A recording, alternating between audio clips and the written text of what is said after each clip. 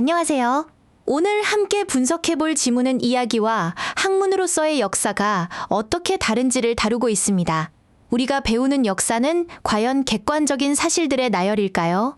아니면 누군가에 의해 선택되고 재구성된 이야기일까요? 이 질문을 머릿속에 떠올리면서 글을 따라가 봅시다. 지문은 크게 세 부분으로 나뉩니다. 첫 부분에서는 역사적 사실을 담는 이야기가 가진 한계, 즉 선택적이고 주관적일 수밖에 없다는 문제점을 제기합니다. 그리고 중간에 글의 핵심 주장이 나오죠. 바로 그렇기 때문에 우리에겐 학문으로서의 역사가 필요하다는 겁니다. 마지막으로 이 학문이라는 것이 우리가 평소에 접하는 이야기와는 어떻게 다른지를 구체적으로 설명하며 글을 마무리합니다. 이 흐름을 기억하면서 첫 문장부터 살펴볼게요. 자, 첫 문장입니다.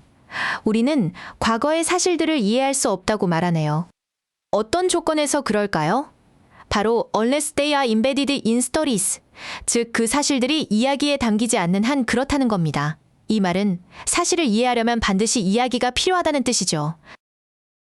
여기서 they, 이 단어는 앞서 나온 the facts of the past, 이 표현을 가리키고 be embedded, 수동태로 쓰여서 사실이 이야기에 담기는 관계를 보여줍니다.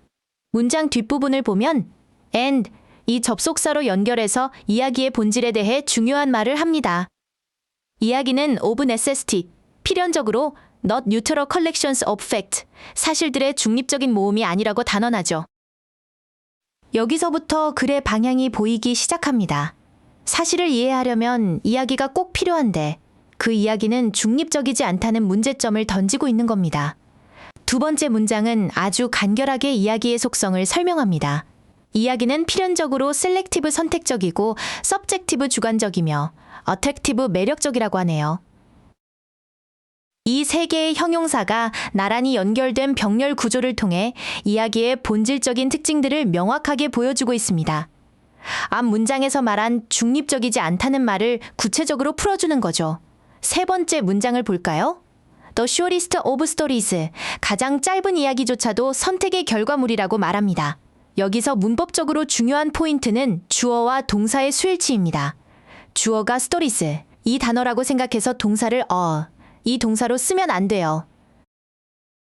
of stories, 이 표현은 앞에 있는 the shortest, 이 표현을 꾸며주는 말일 뿐 진짜 주어의 핵은 단수인 the shortest, 이 표현입니다. 그래서 동사도 단수형인 is, 이 동사가 온 거죠.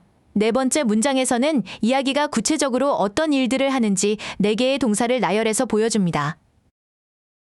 주어인 스트로이즈에 인플루언스 영향을 미치고 인베스트 파워 권력을 부여하고 메이크 히든 모럴 저지먼 숨겨진 도덕적 판단을 내리고 마지막으로 always distort by omission 생략을 통해 항상 왜곡한다는 4가지 동사가 병렬로 연결되어 있죠.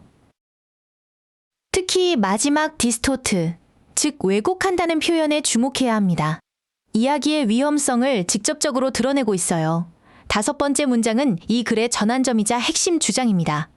This is why, 이 표현으로 시작하죠. 여기서 this, 이 단어가 가리키는 건 뭘까요?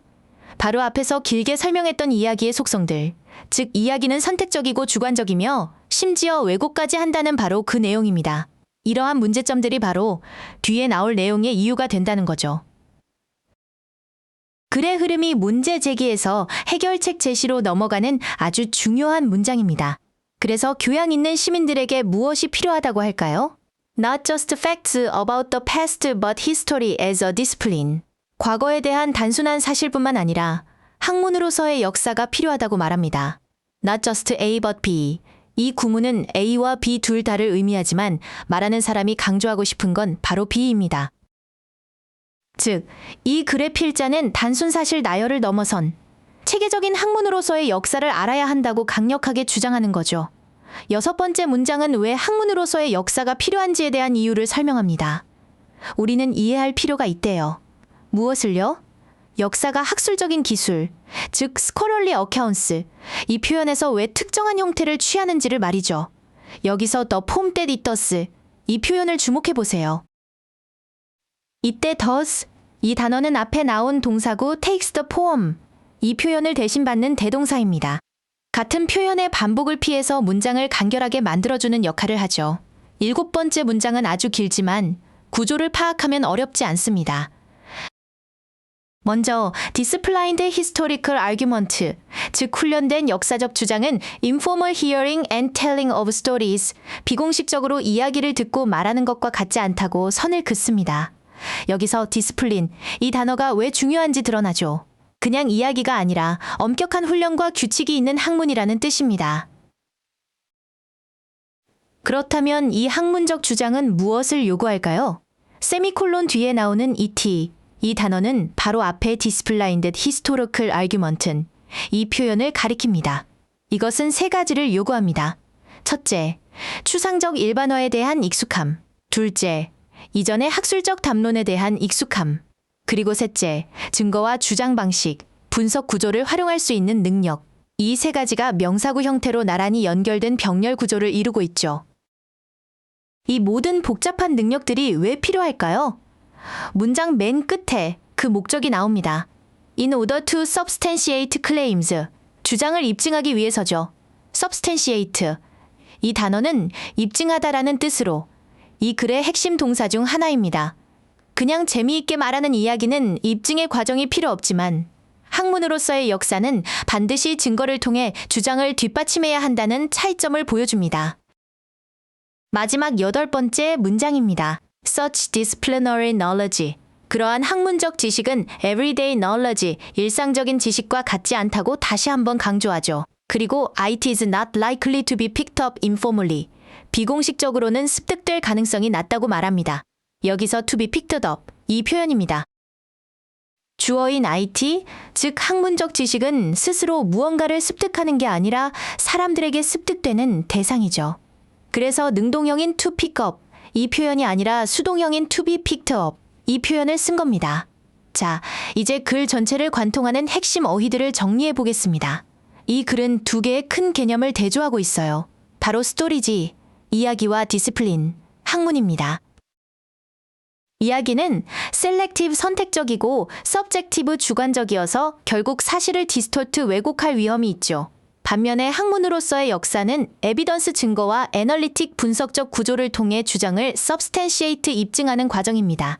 이 단어들의 관계만 알아도 글의 주제가 명확하게 보입니다. 오늘 강의를 정리하겠습니다. 이 글의 주제는 이야기와 학문으로서의 역사가 어떻게 다른가 하는 것이었습니다. 역사적 사실은 이야기에 담겨야 의미를 갖지만 그 이야기는 본질적으로 주관적이고 왜곡의 위험이 있습니다. 따라서 교육받은 시민이라면 단순한 사실을 넘어 증거를 통해 주장을 입증하는 학문으로서의 역사를 이해할 필요가 있다는 것이 이 글의 핵심 요지입니다. 오늘 배운 내용들을 다시 한번 생각해 보면서 지문을 꼼꼼히 복습해 보시길 바랍니다. 수고 많으셨습니다.